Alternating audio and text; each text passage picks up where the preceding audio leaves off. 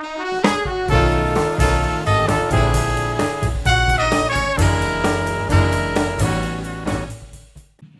everyone, I'm Corey and we're talking Manpower. Today I've got a very special guest with me. I've got Miss Ellen Helmerson. She's the Deputy Chief of Staff G8 at the United States Army Training and Doctorate Command. Miss Helmerson, thank you very much for being here. I appreciate it. My pleasure. So could you explain to me a little bit about your role here at the G8 at TRADOC? Right, so I serve as the Deputy Chief of Staff G8 at TRADOC, which is a Tier 2 Senior Executive Service position. So for the Training and Doctrine Command, I serve as their Chief Financial Officer. So anything to do with money, with acquisition, with manpower, with finances, with accounting, budget and programming, I'm responsible for advising the Commanding General, Deputy Commanding General, and all our commanders in the field.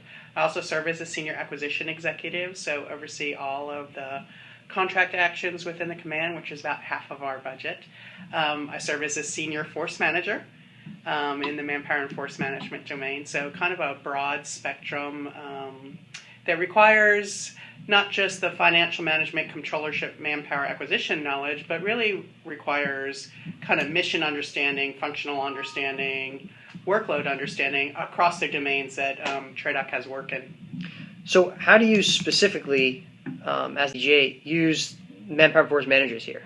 Okay, so in TRADOC, we're kind of unique because most of the generating force falls in TRADOC. So about 14,000 civilians, 35,000 military, all in the generating force. So how we determine our manpower requirements, how we resource those requirements, how we modify those requirements are very important to the Training and Doctrine Command because one of our biggest issues is training. And those training loads change every year, and we require our manpower and force managers to be able to articulate, do I need more drill sergeants? Do I need more instructors? Do I need more support personnel in order to get the work done? So they have a key role in determining our requirements and in determining how we're going to leverage our resources and how we're going to kind of maximize our workforce planning out there between military, civilian, and looking at outsourcing and insourcing for contracts. So with the current downsizing environment, how do you bring together the dollars and manpower to keep TRADOC's structure and balance? Well, we do it through collaboration because we can't do it in isolation. So although we have about an $8 billion budget that we're responsible for, which includes all the military pay, we can't determine the best ways to utilize that resource unless we have our manpower and our programming and our budgeting all working together to kind of look at options to optimize the use of those resources to help us predict what we're going to need in FY18 or what we're going to need in FY19 to 23 in our POM. We don't do that in isolation. We have to do it collectively. So Manpower and Force Managers can give us insight into organizational design.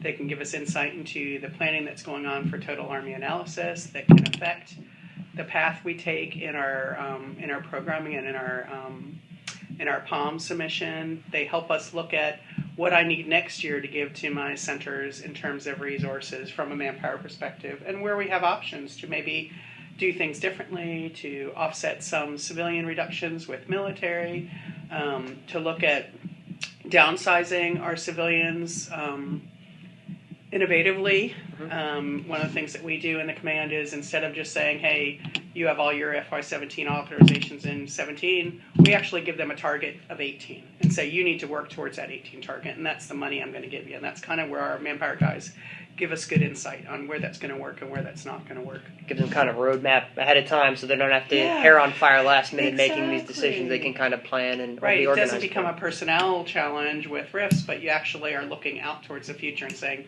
this is where I need to start to transition towards. So is there some sort of special considerations or challenges in keeping resources in balance here at TRADOC? I think every command has that. You know, knowing what your resources are going to be the next year and knowing how to articulate and defend the resources you're going to need in the future. Almost every year, it's kind of like we got to figure out what we have. We got to figure out what our largest priorities are and how we resource those priorities. You know, a good example is right now. Back in March, we did our mid-year review for money. And we still have not gotten any money for mid-year. And we are now within 6 weeks of being at the end of the year. And so, how do you make good, deliberate decisions that are priority decisions that you must do this year? And so, the insights we get from the manpower community and the insights we get from the budget community help us make those determinations. And they help us balance those resources and balance the requirements and needs, right, and the highest priority needs to those resources that we have available. And I think that's basically, end of the year what we're trying to do. And if we don't need the resources or they're not a high priority, then we need to be turning those into the department where every dollar counts, and they need to be able to use those resources for other purposes. So, big challenge right now.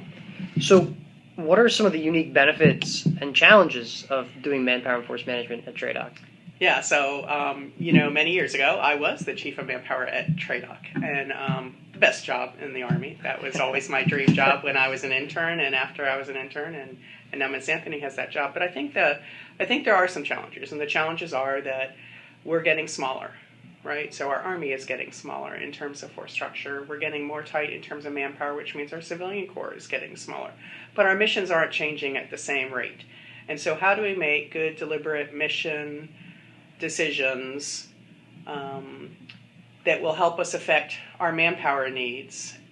At the time we're, instead of saying, hey, I'm going to come down 100 military, now I'm going to figure out a way to do it, let's figure out what we could be doing differently, or what missions maybe need to be eliminated, or what are some different ways to get that work. And I think that's our biggest challenge with manpower right now, is getting the best utilization out of those resources, putting the right talent, and whether it's a military or civilian determination, whether it's a grade determination or a series determination, our manpower guys give us that expertise. So maybe I don't need as many officers in training or in instructor training, but maybe I need a different type of officer.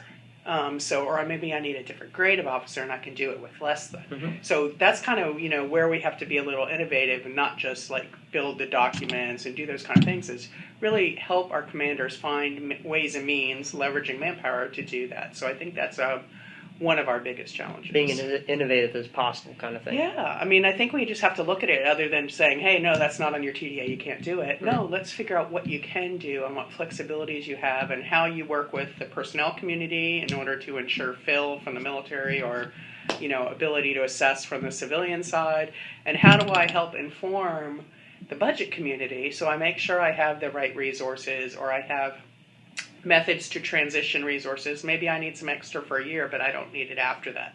So do I really need to give them authorizations, or can I use that authorization for something else and just have the money to pay for it? So I think that's kind of a challenge that is really important, that our manpower guys are working closely with our budget guys and our programmers. What do we need in the future? How do we defend it? A big part of our resources is in labor, and it's in civilian labor, and it's in contract labor. So how do we make sure that we're defending those capabilities, articulating what the risk is if we don't have it? And so it's really key that our manpower guys are part of that whole process.